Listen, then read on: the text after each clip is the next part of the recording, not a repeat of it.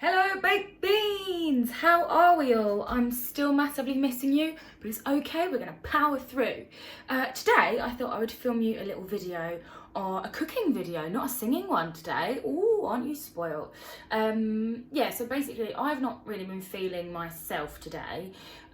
Just felt a little bit low in my mood, and that's okay, that's gonna happen I think, especially when we're all spending so much time indoors. I think you're going to have a few dips in your mood, but one of the things I like to do when I'm not massively feeling myself is I like to try and bake. Now I emphasise the word try because I'm not the best, and I'm very much the type of person that if I don't have an ingredient that I need for a recipe, I will try and substitute it with something else, and it doesn't always work. Sometimes it does, but not always. However, one of the things that I do enjoy making is a banana bread, and I thought, seeing as everybody else on the internet is making a banana bread, why not make a baked bean banana bread? Now that doesn't include baked beans, don't worry, it's just pure bananas, but I thought I'd make you guys a little video on how I make mine. So yeah, grab some ingredients, follow along, and let's have some fun together. Okay, so the ingredients you're going to need for this amazing banana bread are 125 grams of butter. It can be salted or unsalted, doesn't matter, but I'd recommend that it's at room temperature because it's easier to mix in. You're then going to need 150 grams of caster sugar, 200 grams of self-raising flour. It's quite important that it's self-raising so that it rises because it's a bread. You're going to need 2 ripe bananas, 1 egg, 60 millilitres of milk, and some cinnamon. Okay, you're also going to need a loaf tin, preferably. I've already greased mine, and my oven is preset to 180 degrees. Okay, so once you've got all of your ingredients sorted and all weighed out and measured, make sure you've washed your hands. You might have noticed that I don't have any of my rings on or any of like my wrist jewellery, and that's because we need to make sure that our hands are nice and clean, and I don't want to, you know, get anything in my rings or anything. So clean hands, bare hands, let's rock and roll. Okay, so first step is mashing our bananas until they're like really, really smooth and creamy. They're ripe, so they should be very easy to mash. And all you're going to need to mash them is a fork like this. So let's get mashing. Okay, so I've been mashing my bananas for probably a minute or so, and they should be starting to look like that, a bit sort of gooey, a bit gross. Let me show you. Yeah, oh, that nearly fell out the bowl. Okay, so there's your bananas. Once that's done, put them to the side for a minute because you're not going to need them for a little while. Okay, so next up I'm going to grab my 125 grams of butter, and I'm also going to grab a nice big mixing bowl. I'm just going to pop the butter into the mixing bowl. Make sure you get every last bit that you've measured out because you're going to need that, like that. And then I'm just going to get a wooden spoon, and I'm just going to beat this. So because mine's room temperature, it won't take long at all, okay? So it goes sort of like creamy, right? Like that. Yeah? This is why it's really important for it to be room temperature, because if your butter isn't room temperature, it will go hard and it will go like scrambled eggs, and you don't really want that. The next thing you need to do is you need to grab your egg and you need to crack it in. Oh my goodness. Woo! I just cracked an egg one-handed. Am I a chef yet? I don't know. And we're just going to mix this all in together. Yeah. Right, so here's what the mix should be looking like. Kind of a weird, creamy thing. I wouldn't recommend eating this at this point though. Next you're going to take your 200 grams of flour, and we're just going to bit by bit gently fold it in. So shake probably a third of it in, and then you're not stirring it like this really, really quickly. You're going to fold it. So folding it is going through and round, cutting through and round, and just keep doing this until all your flour's folded in. Okay, so whilst you're mixing in your flour into your butter and your egg, you'll notice that it's really dry, and that's a good thing, okay? So we've got to remember that it's a bread and not a cake, so it needs to be quite dense, it needs to be quite dry. So once you've folded in all your flour, you're next gonna grab your 150 grams of caster sugar, okay? So this can just all be chucked in, like this, and I'm just gonna mix that through. Now this is really dry, but it's okay. Let me give you a little look, right? It's really dry, but it will come together when you put your bananas in. Okay, so I've sort of combined it all together. It's looking a little bit like Play-Doh, but that's good, that's what we want. And then I'm gonna add in my bananas.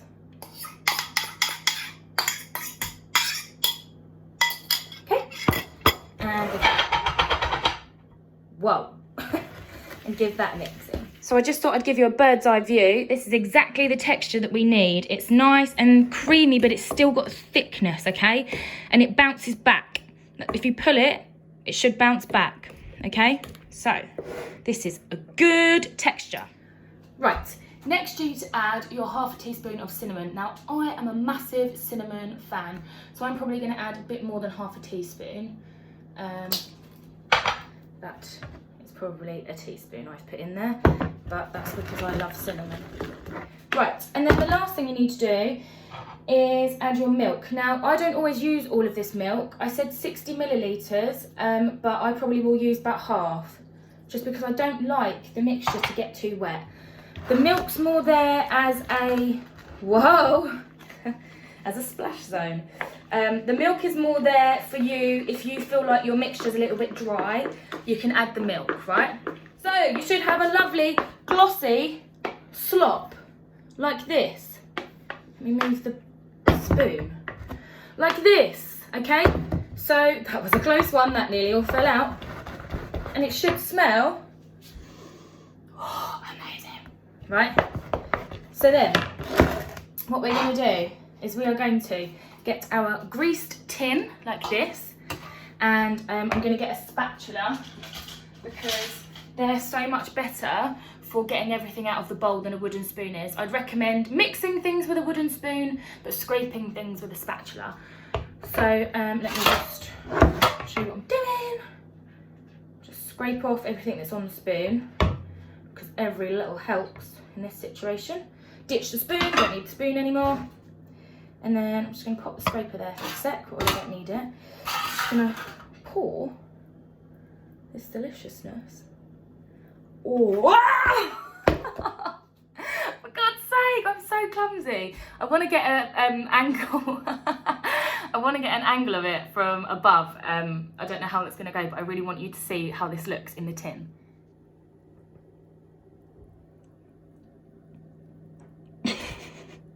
Not as good as it was. Oh my goodness. Honestly, I'm such a messy pup. Right, so the bird's eye angle wasn't going as smoothly as I wanted it to. So I'm just gonna continue with this angle. But can you see, it's sitting nicely. So I'm just gonna grab the rest of the mixture and my scraper and scrape it all in like so. Okay, so stamp it down, make sure that it's all flat in there, and then this should be what your banana bread looks like. Now, as I told you, I'm a cinnamon fiend. I will probably dust it with a little bit of cinnamon as well, just because I'm addicted to cinnamon and I love it. So this is going to go in the oven for about 40 minutes. Make a little fancy pattern, see if this will work. Nope. There you go. I tried. Looks like something. But yeah, so here's my banana bread. It's going to go in the oven for 40 minutes, and I'll see you when it's out. Okay, so as you saw, I'm massively clumsy in the kitchen, but it's all right. Because I cleaned up after myself and I had fun whilst I did it. You could also, I dusted some cinnamon on the top, which I then remembered would be the bottom, but it's all right. Get a little cinnamon surprise. but you could line your banana bread with bananas. So you could slice up a ripe banana, not as ripe as that, and you could put a line of banana on the top, but it probably would sink while it's in the oven, but it's nice because you cut it into it and then you've got big chunks of banana in there. So maybe do that, or add some chocolate chips, or you could add a bit of peanut butter if you like peanut butter. You could totally pimp it and make it completely yours. I like it just like that, and then when it's cooled down I slice it and I have it with a bit of Nutella on it or a bit of honey. So yeah. So just as I've been washing up all of my things from cooking, I've just seen a little deer outside my window. Look at that. That's sweet. You enjoying being outside, mate? Yeah, I bet.